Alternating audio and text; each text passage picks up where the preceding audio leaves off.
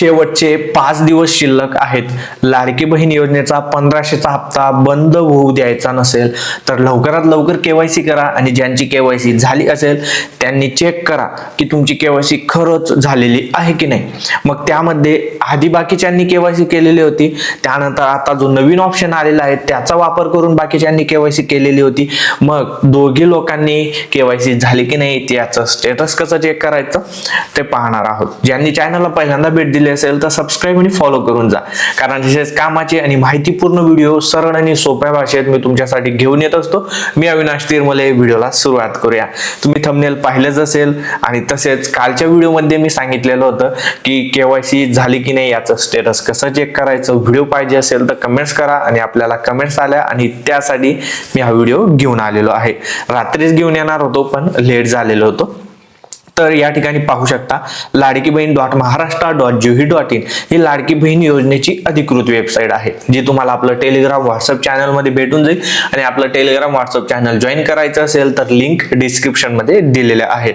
तर या ठिकाणी महत्वाचं एकदा तुम्हाला सांगून देतो की येथे दिलेलं आहे 31 डिसेंबर 2025 शेवटची तारीख आहे.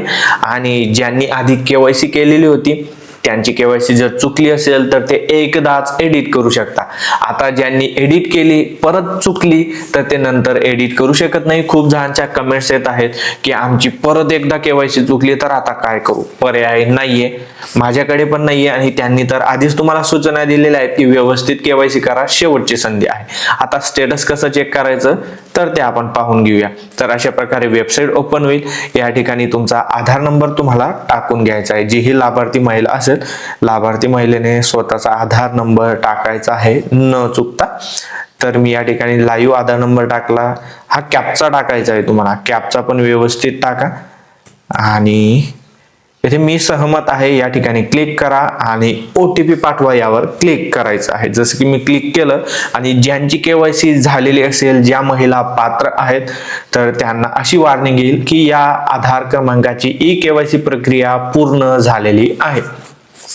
तर आता अशी वॉर्निंग तुम्हाला येत असेल तर तुमची केवायसी सक्सेसफुल झालेली आहे. तुम्हाला काही करण्याचं काम नाहीये, कुठल्याही प्रकारचं दुसरं स्टेटस चेक करण्याचं काम नाहीये आणि तुम्हाला 1500चा हप्ता येणार आहे, तो बंद होणार नाही. त्यासाठी फक्त एक खात्री करून घ्या, तुमच्या आधार कार्डला बँक खातं लिंक आहे की नाही हे तुम्हाला चेक करून घ्यायचं आहे.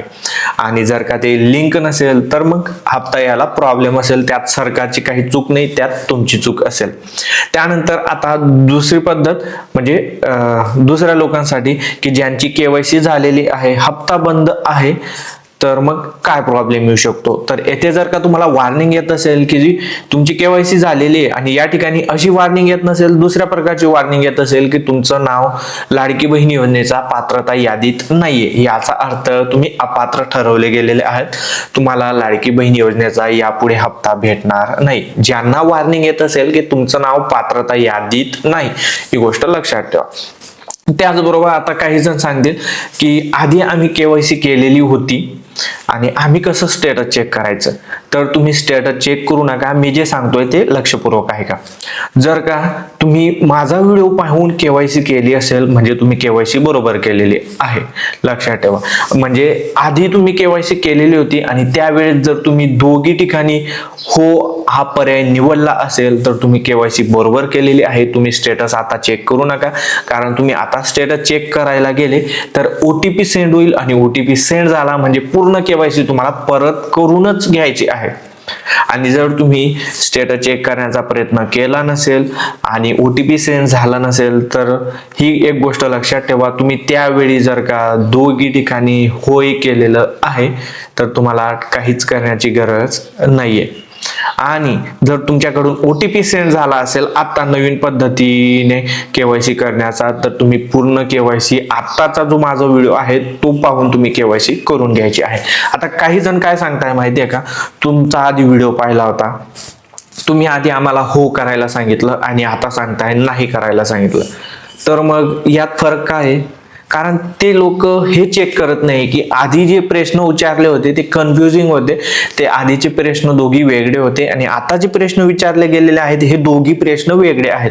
मग त्या प्रश्न जे विचारले गेलेले आहेत, मग त्या प्रश्नांचा विचार करून आणि त्या माध्यमाने आपण आता हो किंवा नाही करायला सांगितलं आहे. ही गोष्ट लक्षात ठेवा. आधीच्या व्हिडिओमध्ये मी जे सांगितलं होतं त्या वेळेच्या KYC नुसार ते बरोबर आहे आणि आताच्या व्हिडिओमध्ये जे सांगितलेलं आहे ते आताच्या नियमावलीनुसार किंवा प्रश्नांनुसार बरोबर आहे. आधी KYC माझा व्हिडिओ पाहून केले असेल तर बरोबर आहे, आताचा व्हिडिओ पाहून केले असेल तेही बरोबर आहे.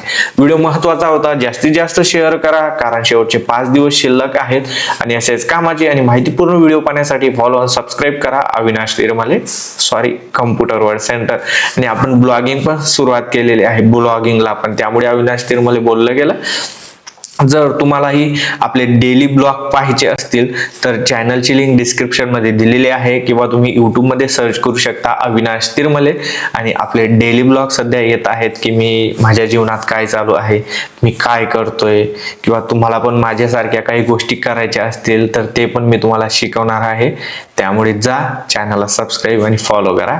पुन्हा भेटू अशाच एका नवीन व्हिडिओमध्ये. तोपर्यंत जय महाराष्ट्र, जय खानदेश.